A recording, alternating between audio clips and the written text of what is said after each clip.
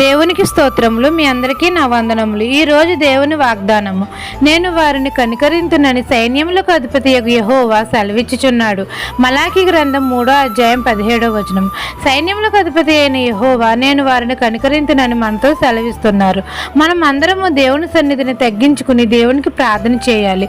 అప్పుడు తండ్రి మన మనవి ఆలకిస్తాడు. విరిగి నలిగిన హృదయం కలిగి ఆయనకు మొరపెట్టాలి. అప్పుడు తండ్రి మనల్ని రక్షిస్తాడు. మనం అందరము వినయం కలిగి దీన మనసు కలిగి జీవించాలి. అప్పుడు తండ్రి మన మీద కనికరపడి మన యొద్ద నివాసం చేస్తాడు. మన ప్రభువు న్యాయాధిపతి అయిన దేవుడు. మన కష్ట సమయంలో మనం మొరపెడితే తండ్రి మన మనవి ఆలకించి మన యందు కనికరపడి మనకు న్యాయం చేస్తాడు. మన కష్టాలన్నిటి నుండి విడిపిస్తాడు.